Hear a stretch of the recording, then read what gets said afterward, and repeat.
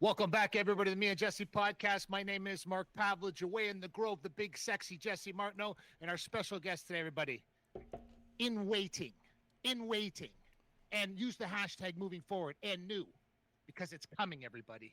He's going to be the champ, and I guarantee it on this show today. Whoa. My old friend, Donald Guaranteed. Sanchez. Donald Sanchez on the show today, everybody. What's up, everybody? How you doing? Good, buddy. It's good to see you, man. Yeah, You guys, crazy. you know each other because you fought in the MFC years ago. You were in Edmonton? long Was it in Edmonton? Yes. Yeah, Edmonton. And There was. how many years ago was that? 100. Oh, yeah, like 100. Do you even remember still? Mark It doesn't was remember much from 15? back then. What? And you know what the crazy part is? This is the part that's been driving me nuts all day today. My wife sees me walking around in the morning and she's like, what, like she sees that I'm thinking about something and I don't want to talk to nobody. And this is the part that I was always kind of fascinated by. I always thought Donald would have been a huge success in the MMA world. That was my opinion, right? And that didn't really take place. But the weird part is it is taking place now that he's older, right? So this is the question that's been driving me nuts all day today. Why do you think now that you've had this enormous success in BKFC, but you knew you had the talent to have that same success, like say in the UFC? You would have, but what was the block in your brain that didn't happen? And now it seems like you seem so comfortable where you are now. It's not even funny. Like, it scares me because whoever you're going to fight next, you're going to be the champ, Donald. Yeah. It's for sure you're going to be the champ. I feel horrible for the person that you're going to fight next. Call 911 now, everybody, because that's what's going to happen. I guarantee it. And listen to me when I tell you this. Please explain this to me because it's been driving me nuts all day. You know, I just had certain people in my life at the time, and man, it just I had to get away from certain things to be at that. And at that time, I had this mental block in me that I had to go to a lower weight. I'm not a small dude, you know what I mean? Yeah. And I kept trying to go lower and lower in weight, and it was the dumbest shit ever. Sorry for my language, man. Yeah, no, go ahead. So you're clear. I wish I never would have cut weight like that ever in my life. Why was it? What was it about that really messed with you? I mean, I had certain coaches and everything around me that just wanted us at the lowest weight possible. And that was kind of customary though in MMA back in the day, right? It was Jesse, you really can't blame coaches for this because that's kind of the protocol. That's how it was. People are like, oh, you weigh 170 pounds walking around. Oh, you should fight at 155 or 145. You know what I mean? That's just the way it was.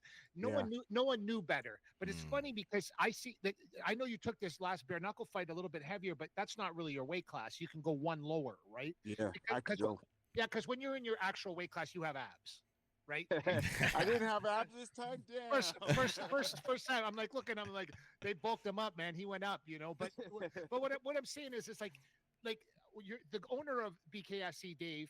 He has to see who you are now. Like, they have to see. Like, you're different, man. You're not like a lot of, like, we had Chris Camozzi on the show, right? And I love Chris, and you know Chris, and he was in the MFC too, and I love what's going on with him right now. And he's the one that messaged me going, Mark, Donald Sanchez has got to be on your show, you know? And I'm like, Donald Sanchez, how's he doing, man? And he's like, he told me the whole history, and then I'm like, I'm so happy you are where you are today.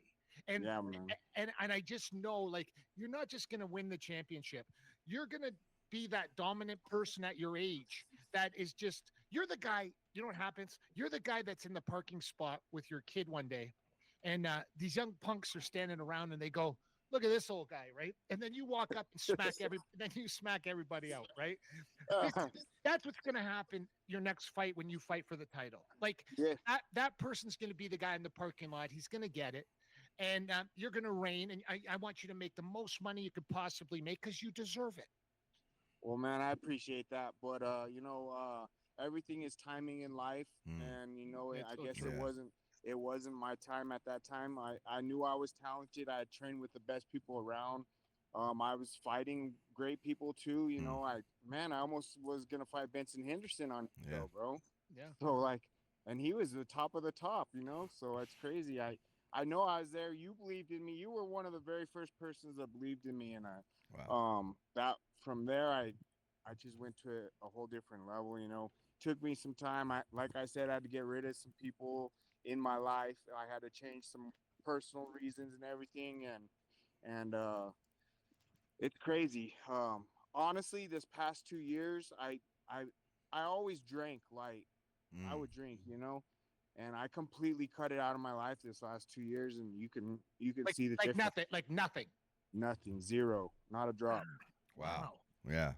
So when you say you drank, do you say you excessively drink, or do you say that you just drink casually? I drank casually, but once I would start drinking, you weren't stopping me for a day or two. Okay, I see. Okay, yeah. Going on binges, yeah. So like after a fight, you know, you go have some drinks, and I just drink all night long. You just go. Yeah, I just go. So what did you notice? What did you notice come back when you quit? The change of my body, the change of recovery. The change of the mental, everything like that, for me to be able to look back and see what I needed to change inside myself and what I needed to admit to myself and everything like that too. How do you do that? Like, how do you as a professional fighter look inside and not think you're weak when you have to change these things? First of all, you gotta always believe in yourself. You know what I mean? And I've always believed in myself, but there was always those times like, fuck, like, do I really want to get up? Do I really want to go do this? Yeah. I still did do it, but it was like in motion. You know what I mean? I was just in motion, the same shit every day. Yeah, doing the motions like a robot. Yeah, now it's with purpose. Yeah. So okay. now you're in it. Now you're in it. Like, so, yeah, I know what you're talking about, because I've seen that with a lot of people. Like, you're just going through the motions and you're not really in it. Now you're in it. You're present in those moments. You're present. Yeah. I'm present as present it can be, and confident, everything. You know, I'm not cocky. I'm confident. I've been around. I've done it, done this, done that, you know, and now I really put it all together with that actual what it means, you know. So did someone tell you that you better look inside, or was that just something you came to on your own? Yeah, man. I was getting man, I made a shit ton of money with my business, and I started hiring mentors and doing all this stuff. And I don't know if you guys know, but Wes Watson, he's like a big muscle head and went to prison and did all kinds of crazy stuff. He's huge on YouTube. I'm close with him, and he just like broke it down for me. He's like, just like what Mark is saying. He's like, you've had it. You should have been something more than you already are, you know? So, and I just kept doing more and more seminars with him and talking to people and everything like that. And I still saw it. And then, it's crazy. Is he from your area, Wes Watson? Nope. He's from, California. California, Yeah. I've known him for a long time, and, you know, I would go out and do his masterminds with him and help talk to people and everything like that. And we just film and work out and do all this crazy shit, you know, and I got to help people, and I was helping people with their mentality and everything like that. And then I just saw it in myself. I'm just like, so you were helping people before you even focused on I was yourself. always helping everybody else. Yes. Okay. Always helping everybody else. Like, for the MMA scene, it was always helping someone else. Yeah.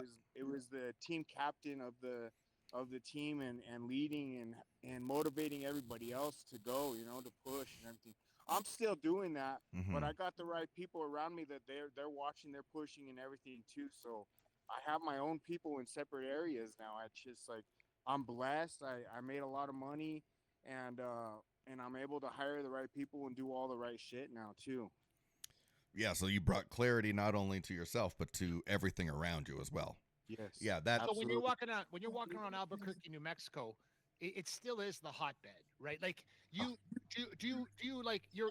go to a 7-Eleven and you see John Jones, and you know what I mean? Like, is it like that or no? Because everybody in Albuquerque, like, I know so many people. At one time in MFC, we had like 100 people from Albuquerque, New Mexico. You know what I mean? And it was so weird. It was so weird because you see people like John Jones still lives there. You know what I mean? Yeah. Like what is it about Albuquerque, New Mexico that makes it like that? Like there's the Donald Cerrones of the world still live there. All these guys still live there. You live there. I mean, I could go on. The list is gigantic. Is it like that when you're walking around in the course of the day? Would you bump into people that you would know?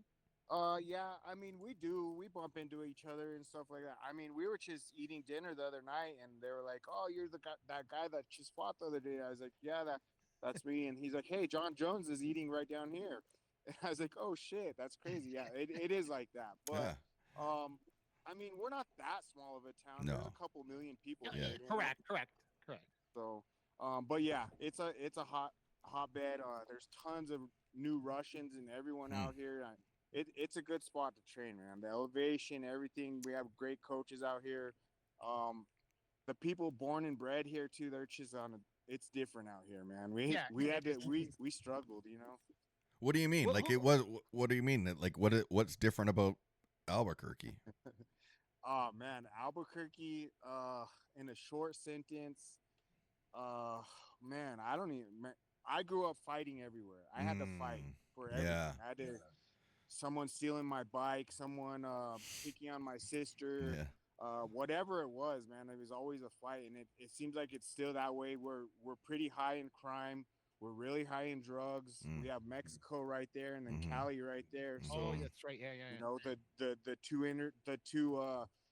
interstates cross each other, so it's bad here. You know, that's why they set Breaking Bad there. I mean, really, yeah. there was a reason. It's for a reason. Yeah. And that's what got me in a lot of trouble. That's actually why I wasn't able to go back to Canada after like the 5th time. They found out I had previous charges and everything, and Canada was like, nope, you're not coming back.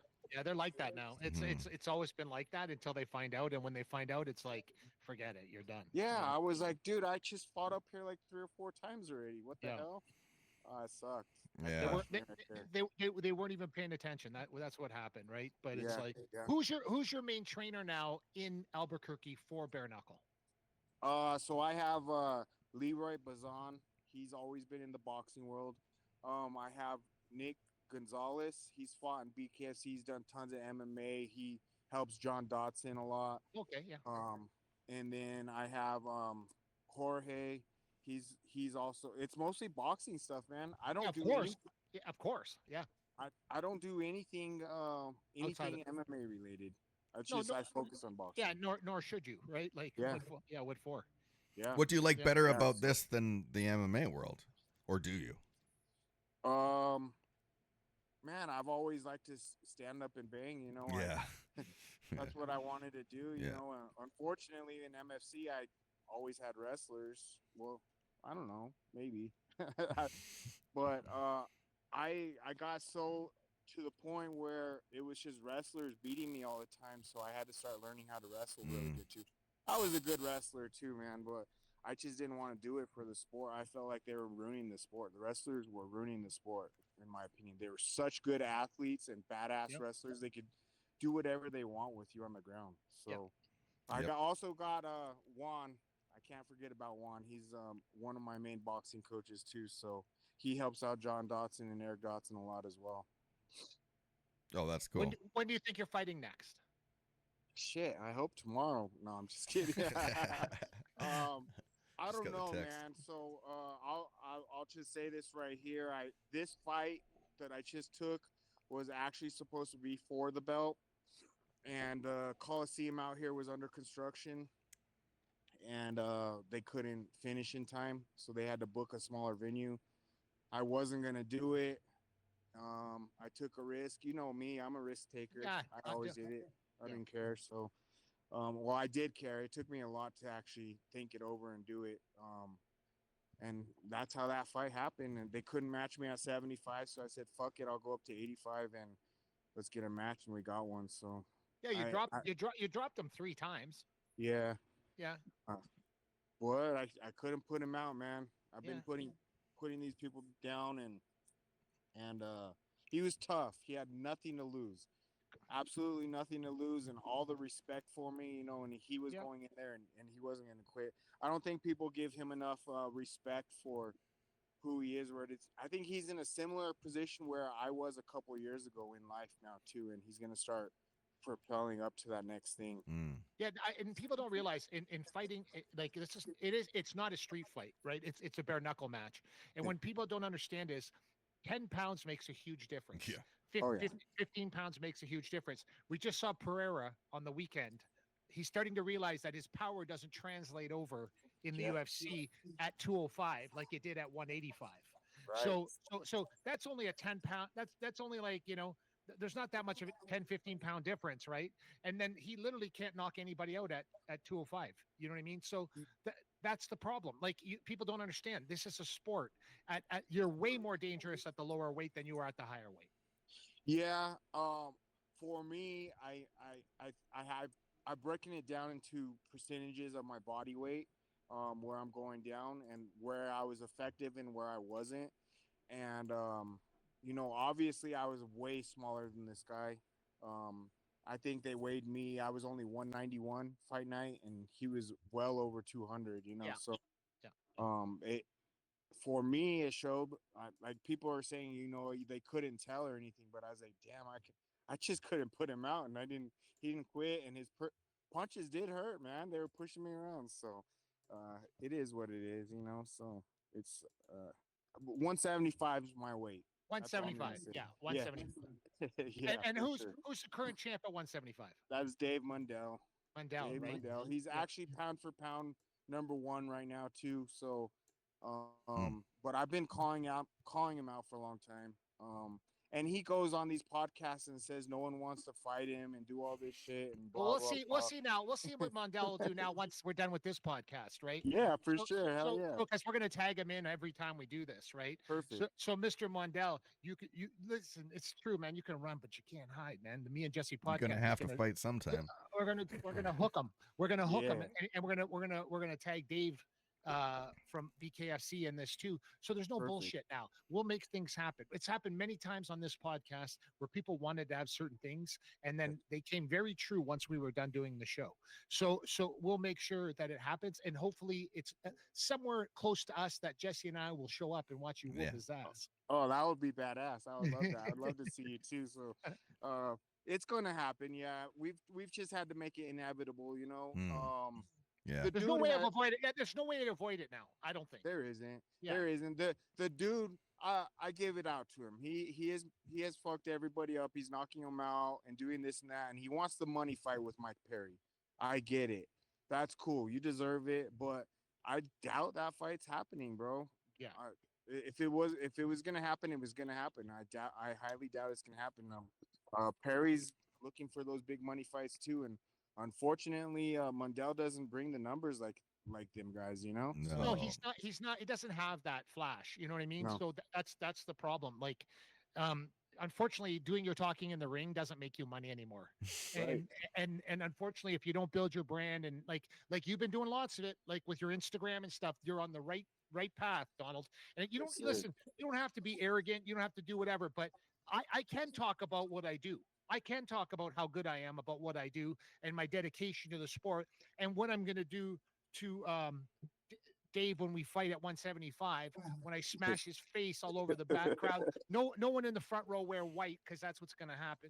And Right. when people find that out, that's the kind of stuff you got to do. And when Dave, the owner of BKFC, sees that, that's the game you're going to play with him. And there's nowhere for him to go. He's painted himself into a corner. We're here now, and within the next, I'd say 4 months, like you're like 3, 4, 5 months. I don't see it going past that, but this fight's gonna happen. It is. It definitely is. And I've been talking and his team. That's what his team said. You got to raise some noise and stuff, and I've been raising noise. But he's got to do it too. But I don't know, whatever. I'm going to just keep doing me. And that's what it's going to do. And that's what I'm going to do in the fight too. I'm not going to let him do what he does. I'm going to do what I do. I'm going to keep talking my shit because I'm confident and I know what I'm going to do in that fight. Just like you said, So we're gonna keep doing it. And I'm gonna tag Dave. I'm gonna tag all them too. You know, I placed a bet on my last post. I told because his coaches keep saying he's gonna finish me in the first round. It's easy work. Blah blah blah. Then sign the fucking paper. That's it. I'll bet you my purse. That's not happening, and I guarantee it. Yeah, see, that's the problem, right? See, Yeah. that's the problem right there. Because when someone says what you say, they go, "Wait a second. Did you hear what he just said? He said he bet his purse. It's not going to end in the first round." So right away, they're like, "Oh, what? Oh shit, he's not crazy. So why is he saying that?" And see, where are they out of? Where are they out of? They're out of Florida, and I even Florida. made another bet. I said, I bet you I'll sell more tickets in your hometown. So I mean, I'm writing stuff down. Don't worry, I'm making notes because I got to all tag right, in Florida. sounds good, man. Dave's got to go in his team. I got to just write this all down. We get this fight going. Yeah, let's do it. Yeah. You know, I I sell out over here in Albuquerque. Yeah. I sell it out, and if he's not gonna pull the numbers in his place, he might just have to come to my damn backyard too. Wow. So Yeah. imagine that. Yeah. Imagine that. Imagine the party in Albuquerque after you win. Yeah, for sure. And he's gonna feel it over here too. It's not sea level here. It's not That's right. Yeah. So it's different for sure. And that's another reason why people come out here and train. Yeah. Is your current girlfriend, how long have you been with her for? We're almost 5 years now. Oh wow. 5 years. Yeah. I have a sense that she's made a difference in your life. Big difference. Big. Yeah. She's very she's an entrepreneurial type of person, wants to be better, get better.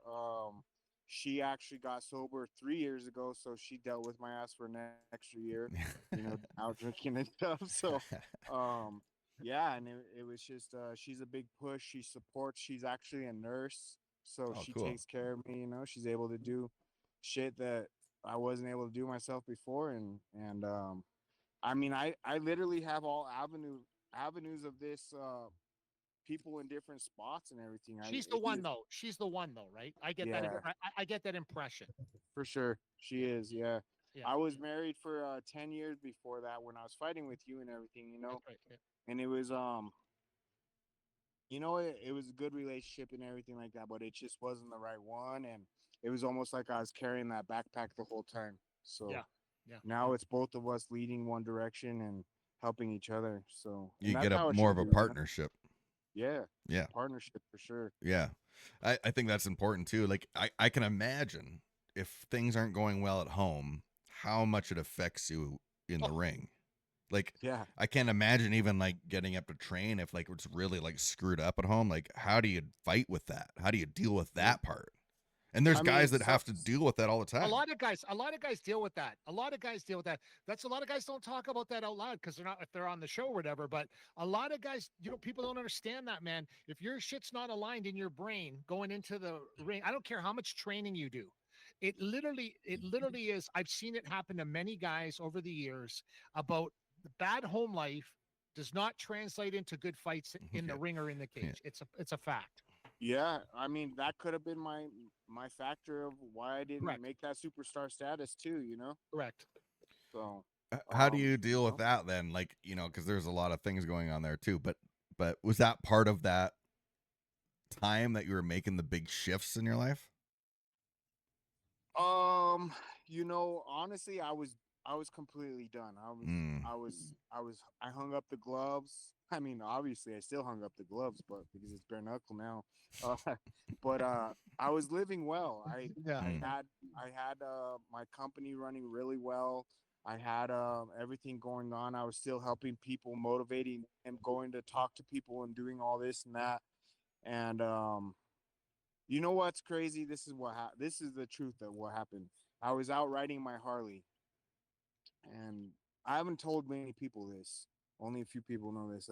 I was out riding it, and I got ran off the road by some idiot, and the bike was stuck on top of me and everything. And I was 235 pounds, bro, fucking fat, out of shape.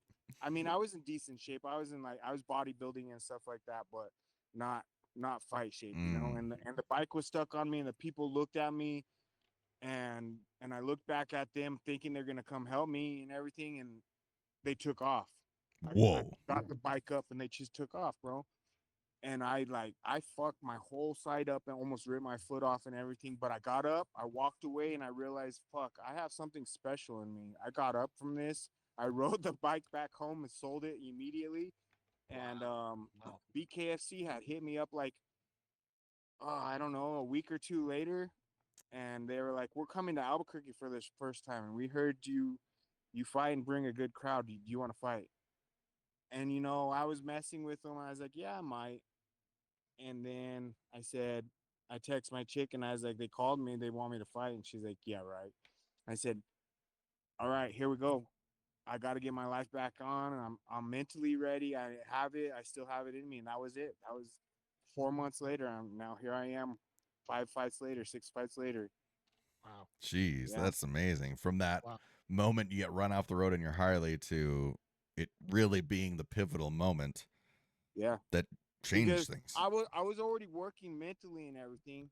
Mentally, I was physically I was like I was okay. Like I could wrestle, I could do everything. I was lifting every day still and everything, but I was fat, dude. I was 235 pounds. Like you remember me when I was 155, I do. So, Oh, geez. Yeah. Wow. Okay. Yeah. I'm sure I still have pictures of you at 155.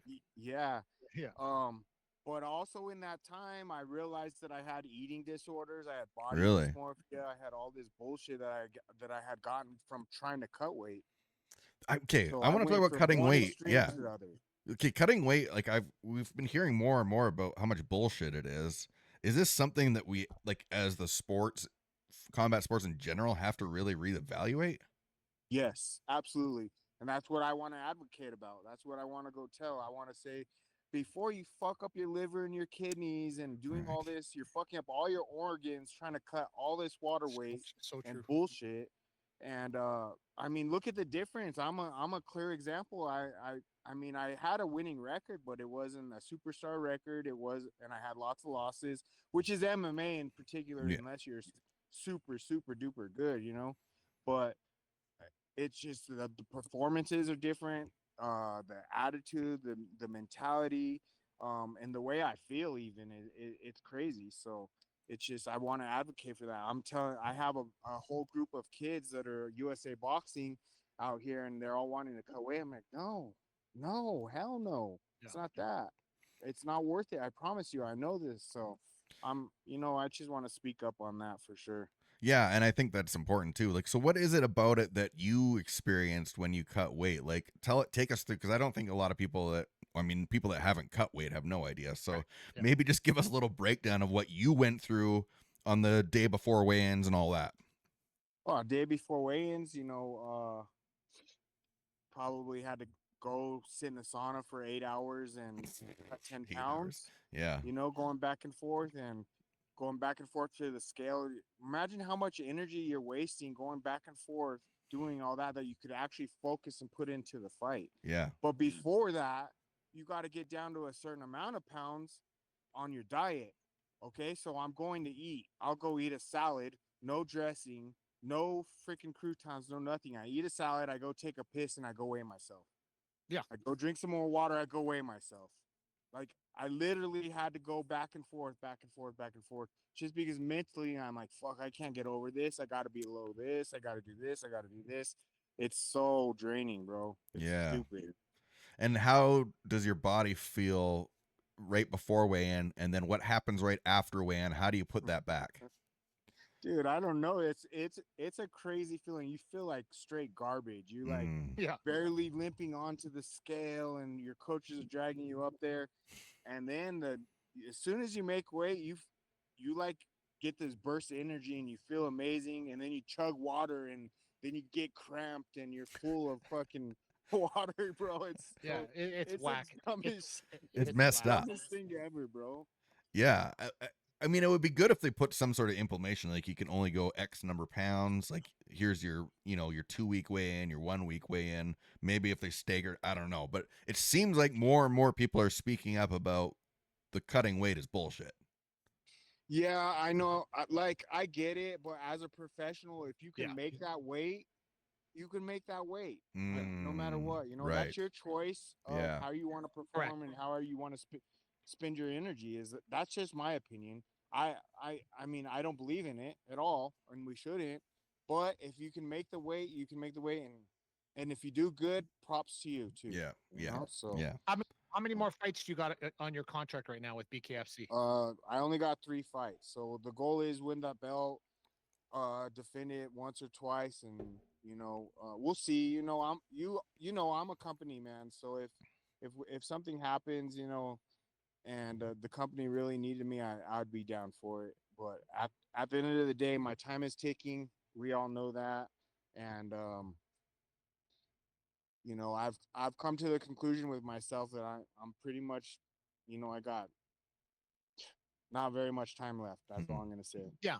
Well, you So start. and that could be a huge factor of why it's waiting out. Maybe I mean BKFC loves me, but who wants an older champ that's gonna probably retire in a few fights too? So I don't know. I can make an argument the other way too, because Me it's fun too. to watch the belt move around, and if you're retiring, then you get to And watch it again. What about that? What about this? Is what are you guys crazy? This is like Cinderella Man. This is like Yeah. you guys aren't even looking at this the right way. You know what's funny? Let's be honest, Donald. You can admit this on the show today too. There's very few people in the world that are a better promoter than me. So I'm talking Dana White, I'm talking Dave from BKFC. Like if we're all in a room together, 99% of people will probably go, Pavlich is the best promoter. Dana White's great at this. Dave's great at this. But promoter wise, when you're talking about the actual fight, there's something that I've always been obsessed about when I see two individuals together and how to sell that fight. You are the Cinderella Man of BKFC. You are the guy. You're the guy that everybody wants to hang out with. You're not the guy like No. you look at Mike Perry. People don't want to hang out with Mike Perry. You know what I'm saying? Like he's a lunatic. He can't sit down at a table and be normal. You can. You own a company. You know what I mean? You have a nice girl in your life. You have you live a productive life.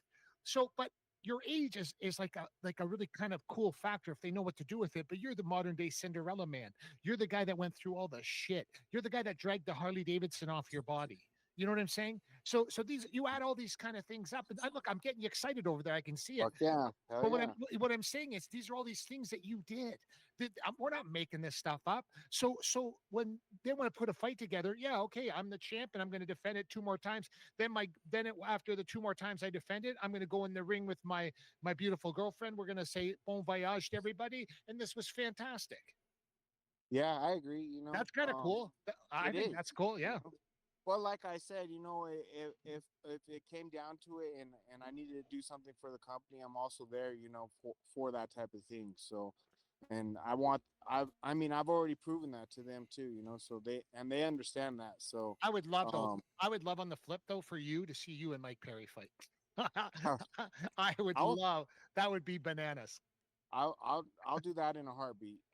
Everyone's calling him out too, But I trained with him when he was out here too, and that was when I was a smaller guy. So, cutting weight with this mental disability that I formed upon myself and everything. So, it's a whole different thing now. Yeah. So I would like to see that. Exactly. I'm kind of a maniac like him too, and run into punches, but I'm a little smarter about it, so I'll slip and move correct. But I'm not scared too. I'm not scared of all that shit. So it would be fun. I would love to do that. So would you say you're scared of yourself? Like when I say that to you is because when you have problems in life with alcohol, you go down these roads of things, and you're talking to one of the human beings in the world that's probably been addicted to almost everything at one time or another. So I'm most of the time I'm not scared of anything else but myself. You know what I mean? Like I'm scared that I always call it God's favor. You know what I mean? Because God's always been so great with me in life that I'm scared that when all these things I did in my life, I'm always scared like, oh, if I go back and do those crazy things, that I'm going to lose his favor. And do you feel like that with yourself sometimes? Because when you're pulling Harley Davidsons off yourself, and like you said, when you after parties, you're going to drink, but you're not just drinking at the after party, you're going into the next day. All these things that happen in your life. Do you feel the same way? Before Yes. Yeah. Okay. I was scared of myself. Now Yeah. I have that control. I figured it out. I found my vices. I found how I need to cope with things. I know what to do with it now. I'm a little more mature about it, I guess I would say. I'm not Yeah. saying you're immature, but No. I mean, yeah, I have no fear. I don't. Like, I'll go jump off the plane and skydive and do all that shit still, you know. I'm smart enough not to put myself in that situation. I want to go snowboarding all the time, but I'm gonna try to do backflips and do all this, and then I'll hurt myself and I Of can't course. fight. Yeah, You And then know? you can't. Yeah. Yeah. So Of course. I stay ahead of myself, I guess we would say. Yeah, you got wiser.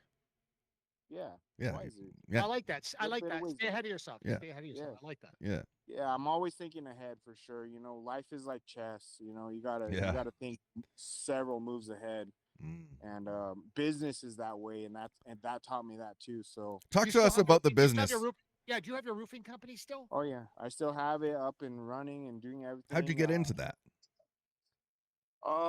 You know, my family has always been in the trades, Okay, yeah. and I hated it. I never wanted to do it. That's the way it always works. Yeah. Right? It's like Yeah, but I was at the end of my crossroads with MMA a few years before, so I knew it was coming too, you know, and I had to do something else, and I had some money, and I had friends that were involved in it, and I was just like, here, I have this strategy, let's do this, and we did really well, you know, and now we have people copying us and trying to do the same thing, imitating Yeah. all this crap, and That's how you know you were on the right page.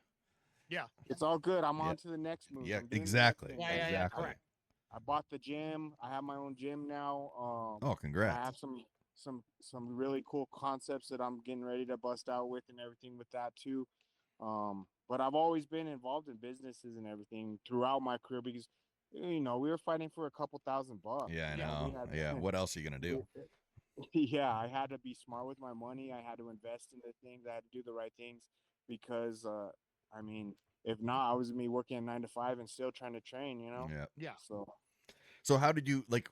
Okay, so you're very entrepreneurial too. Is that just something that came naturally to you? Or did you actually go to school and learn about business? No, man. So I don't know. I don't even think Mark knows this, but I've been on my own since I was 15. Wow. Wow. And yeah, my dad was always working. He worked 12-hour shifts, and he was never around. He worked 2 hours away. And when he would come home, he would act like he was the boss, but I didn't like it because he was never around. You Yeah. know, so I didn't really fare well with that back then. And my mom was an addict, so I did whatever I want when he was gone, and when he would come home, we just didn't get along at the time. So I moved off on my own at 15, and I had to live the streets, man. So Wow. I Wow. learned good ways and bad ways of doing things. I got in lots of trouble, and that taught me, you know, that's what taught me. Jeez. Wow. Yeah. How long were you from 15? Like, you said you figure it out on the streets. How long did that take? I mean, I had my apartment right away at 15, and Oh, I wow. learned how to figure out how to make money and do all that. I was playing football at the time and wrestling, and I was really good in school. I'm really good. I can look at a teacher putting math numbers on the board and figure out that type of shit like in my head, sweet. you know. Okay, so, yeah. So school was really easy for me. Mm. It was too easy actually, so it got me in trouble. Right. Yeah. Yeah. But, Yeah. uh, Hard to entertain you. Yeah. Yeah, and so I was, getting in fights and everything, and I ended up getting kicked out of school for fighting. And I went down that path of living the wrong life until about 19, and then that's when I got in trouble. When I went to jail for a while, and I got out finally and fought my charges and took a plea deal. And I was on probation at the time when I was fighting up in Canada. Wow. I was never convicted, not convicted of anything. I was on consent degrees of I had to do 10 years of probation to get off, and then I had no convictions. And yeah, that was it. So I can't wait. So when we make the movie, who plays you in the movie? I don't know, man. Both of my sons kind of look like me, so maybe they can Yeah. do it. That's awesome. Yeah. So, Wow. but yeah, that was me. You know, I lived a hard life. I lived a good life. I lived it. I've done it all, and you know, I like living this life. So I'm gonna keep it that way. I'm gonna keep my mind right. I'm gonna keep certain things away from me that I know that aren't good, and I'm smarter than that. You know, so Yeah. and that's what I want other people to do. You know, Yeah. people get depressed and do all this bullshit. Like it doesn't matter how bad things can be, it can always be better. Yeah. It's just you Can got to be. go do that. You know, Yeah. you have to go make it. What do you say, like, as you said, back to your friend Wes, that what did you say to people? Because you said you actually helped people along the way. What were some of the things that you had to say to people to get them through their issues? Maybe pretend like someone is listening today that needs that advice. You know, first of all, you got to be true with yourself. Every day you have to wake up and look at yourself in the mirror. Mm-hmm. And if you can't come to realization of what is wrong with you and what you're doing, you're only lying to yourself. You can tell lies to everybody else, but you're only lying to yourself. Yeah. So you got to find the right things to cope with it. For me, it was the gym. I think for 95% of people, it's something to do with physical, actual getting physical with doing something. Go running, go walking, do whatever the hell you can. I've always believed that. Yeah. Yeah. And set a routine, you know, you got to set that as a non-negotiable. You have to have routines. You have to have the repetition of all these things, and then start building up what you believe in yourself, and start believe in yourself, man, because other people do for sure. Yeah. Most people just don't have that confidence, thinking that what they do, that anyone cares about it. So exactly. Yeah, it's one of those things that, like, it's so hard when you're in the black hole, so to speak. But a little bit of encouragement from someone can really help. And too, like, it's so hard to move. I remember when I was in my darkest days, like, I went and did stuff, but it was hard, and it actually felt like it drained me more because I hadn't been able to put all the pieces together. When I did look in the mirror, I just looked in the mirror and hated what I saw and knew it was messed up. And so, how do I fix this? And then, had to, speak to people and go get help. And then now when I go do those active things, it launches me into a way better mindset. I feel way better throughout the day. But, when I was in the darkest times, it was really tough because I just had zero energy to do anything really other than get up and shower. If that was going to happen. But all it took was one step at a time. One step at a time, 100%. That's 100%. And that's how I explain to people. Like, I get people all the time in the gym, and they're like, "Oh, I gotta lose this weight and everything. I haven't lost no weight. I'm down to 5 drinks, not 7. You know." I'm like, "Well, look, you can't just cut it all clean turkey. You know, how did we learn how to walk when we were babies? Yeah, we one crawled. step. Yeah. We crawled first. That's for damn absolutely. Sure. And then it was one step at a time, you know? Yep. So that's my method with helping them on everything. Everything's one step at a time. Yep. We didn't gain 50 pounds overnight. No. It's probably over 2 years, right. you know? That's right. It's Exactly. 2 years. I'm like, all right. So and now we want to lose it all in 5 seconds. Yeah. Yeah, exactly. So I'm like, no. Yeah. Come on, man.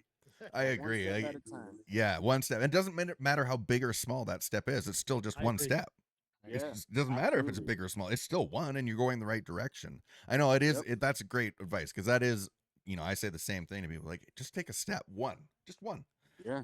And have a victory today. Just take one step. And it's tough, but and if you're struggling with that out there, it is tough. Like, don't get us wrong. Like, we're not saying it's easy. It's sometimes when you're taking one step and you're getting shot at by 42 other things. But it's still, you took a step in the right direction. Life is never easy, man. No. We gotta realize that. Some of us live a good life, but we struggled to get there too. It wasn't easy getting there. I met very few people that didn't struggle to get there. Like unless you're inheriting money or you won it or whatever the case may be. But majority of the people we talk to on the Me and Jesse podcast, there's a struggle there. And you know what? You get to a point in that struggle where you don't even talk about, you're not sorry for your struggle. Like maybe when you're going through it, you feel sorry for yourself. But when you get past it, it's kind of like, yeah, I needed that in the weirdest way in your head. You're like, you almost kind of look at it like it was another life or another time, but Yeah. you never forgot about it. It's always that thing in the back of your head. But you know what you always notice this too is you always find people that had it way worse than you, no matter what, even on this show. So when you think your struggle is the worst of the worst of the worst, and then you get people, we've had people on the show that you were like, your jaw hit the floor. You know what I'm saying? Like it can always be worse too. So there's always that to look at. It's like, I know everybody struggle thinks, oh, it's just me, the only one in the world that's struggling. We've all noticed now, guys. It literally, if I think that 90% of society has some form of mental illness right now. Whether it's anxiety, depression, bipolar, whatever it is, I think it's 90%. I really believe that. I do too. I agree. Like you wouldn't have been able to tell, like, other than me being so small back then, but would you been able to tell that I have a eating disorder and body dysmorphia? No, never. Because never. I hit it. And that's one thing that I do realize, like, you can never be embarrassed of any of that shit. Yeah. Right. It wasn't until recently when I started speaking out about this. Like, you've known me for years and years. You probably didn't know my story of why I got kicked out of Canada. Absolutely not. Yeah, I did it. So, yeah. I mean, I was embarrassed at the time, but now I'm not. That's who made me who I am. Yeah. Don't we get past that too, though? I notice that more and more now. Like we need to be embarrassed in front of who? Like who? Right. Who are we embarrassed? Who are we embarrassed about? Like, it's funny. We were on this show like many years ago, and I never ever talked about what was wrong with me or whatever. One day, Jesse, we brought it up, and then it came out. Now people were asking, like, Mark, really? And I'm like, yeah, this is what happened. But it was funny. The whole time I was never talking about it was because I was always embarrassed, like what other people thought. And I think to myself, like, I care what other people think. You know what I mean? Yeah, like, right. And it's funny too, though. But then I was getting all these messages from people going, Mark, you're kidding. Because people thought, oh, when you talk about addiction, they're like, oh, Mark, you probably don't know nothing about that. And I'm like, wrong. I probably know everything about that. You know what I mean? And people are like, you're joking. And I go, no, but I never really talked about it before. But that's what I've noticed now moving forward is like, aren't we tired of that? Like we have to prove something that I don't care. There's something about vulnerability with men, especially men. Okay. I said it on the show, especially men. There's something about vulnerability now moving forward that I find so enlightening because the toughest guys have been on this show, the toughest. And they've said they've been in those dark holes. They've been in those dark places, but they finally admitted it on this show. And some have admitted it prior to the show. But I thought to myself, if this isn't a prime example of men, because men don't do that. We were taught. Remember, we were all taught, like, knuckle up, come on, toughen up. I never cried when I was a kid. I mean, I never cried because people were like, I'd get the shit kicked out of me, and all of a sudden, people are like, why isn't he crying? What's wrong with this kid? Because that was my life. But then as I became an adult, I was like, wait a second, that's not normal, man. There's something not right there. Yeah. So, but I'm saying that with all men, especially men. Because it's like we were taught our entire lives, like, toughen up, knuckle up. But what they don't understand is that we got these little dark. That's why guys are killing themselves. Yeah. That's why guys are killing themselves. And I was saying that on the show the other day when we had Alan Belcher on, and Alan Belcher was talking about it. I said I know more people that have killed themselves than I do that died of cancer. I now that I think about it, I think I'm the same way. So think about that for a second, Donald. That in your lifetime, you think how messed up that is. That you probably know more people that kill themselves that have died of cancer. Yeah, that's crazy. So maybe we should start maybe this is like a thing now where we should start paying attention to as men in general. That when we are talking to each other, that we're more aware of like, listen, bro, you're one of the toughest guys on the planet in bare-knuckle boxing, but people have no clue what you've gone through in your entire life and what you've dealt with, how to get through those black holes to get out to the other side. For sure. And you said some of on this show. Yeah, honestly, it feels good to talk about it too. Yeah, correct. So, it does. Like, correct. people, they do need to know that. It feels good where it's like a huge weight off your shoulder. Absolutely. So I always say too, you gotta talk about it because it's when you keep it a secret that it holds its power over you. When you expose that secret, it doesn't have power left because the only power is that I'm afraid of everyone knowing. Soon as that's gone, that part you can actually don't have to deal with that. Now you can just deal with the issue, not the issue and being afraid to talk about the issue.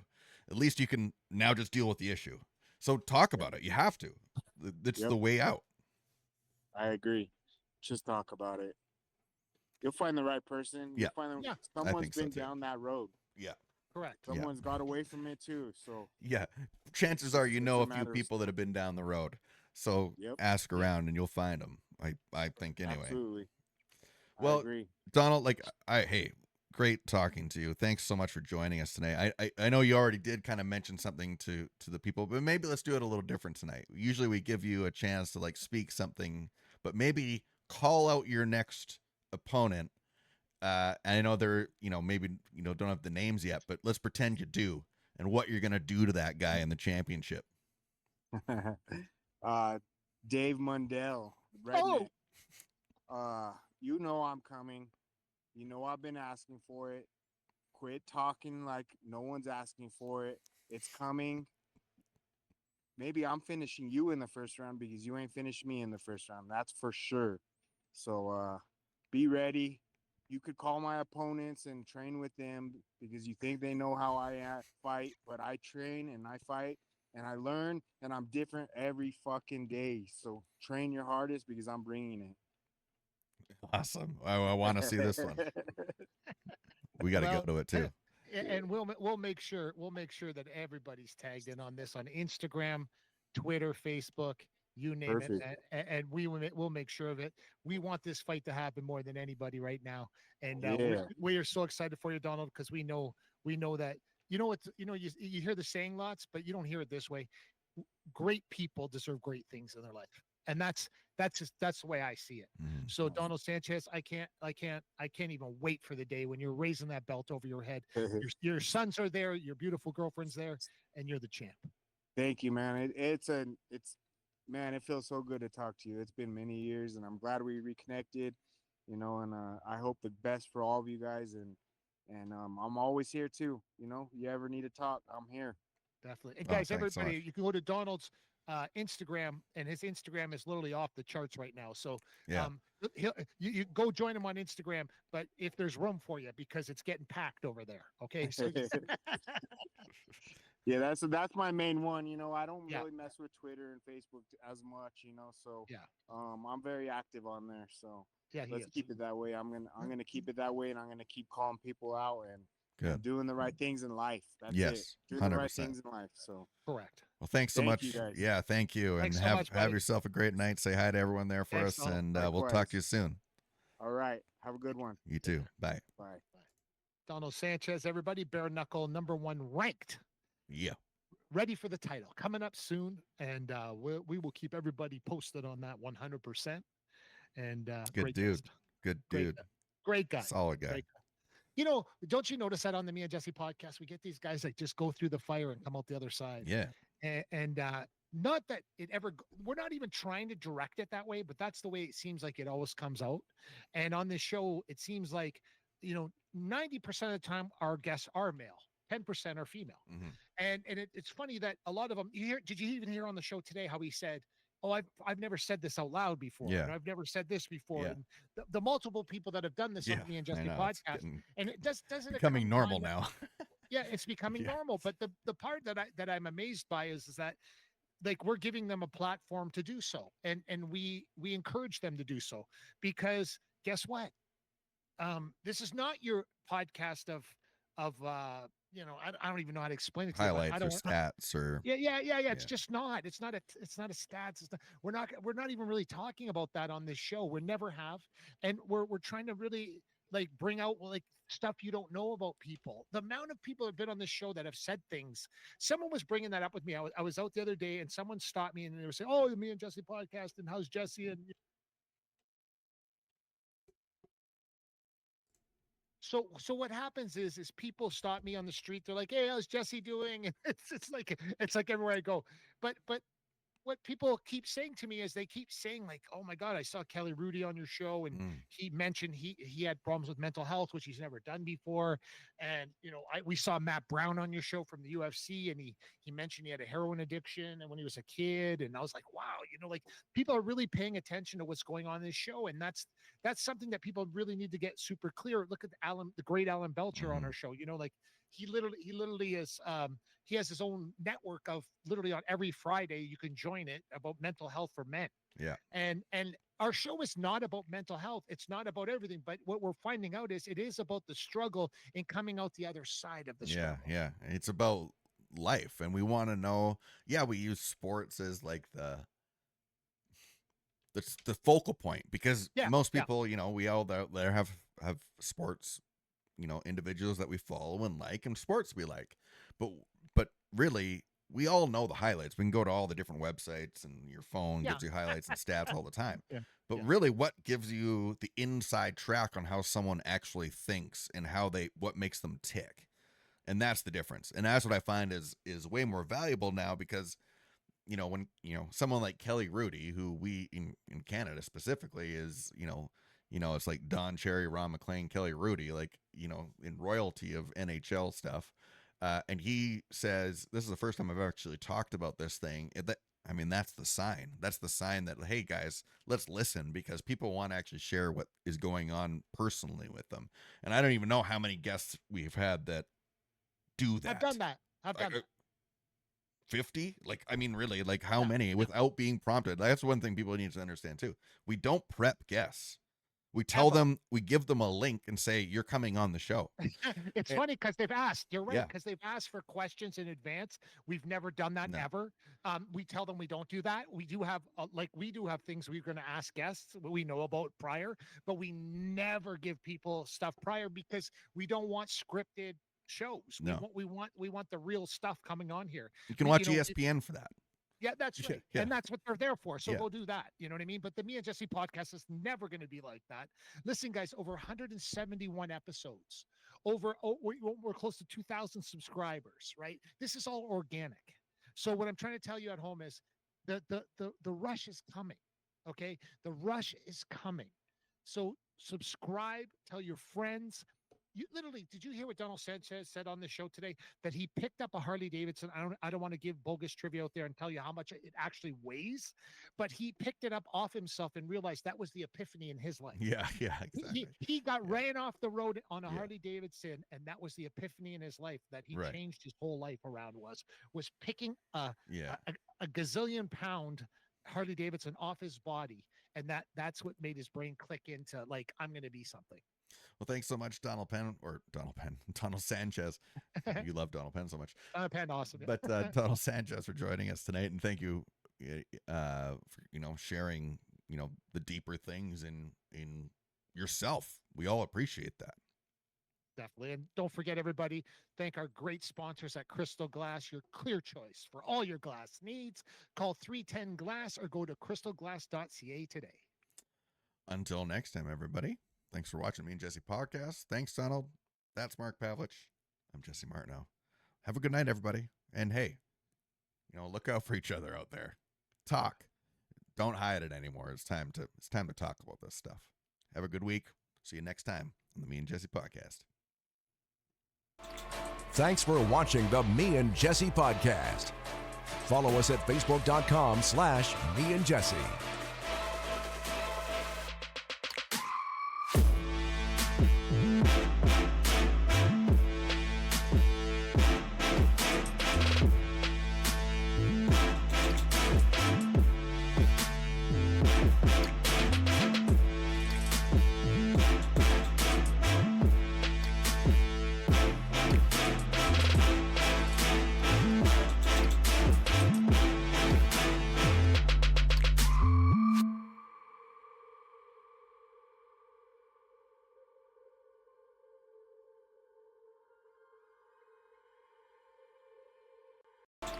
Thanks for watching the Me and Jesse podcast.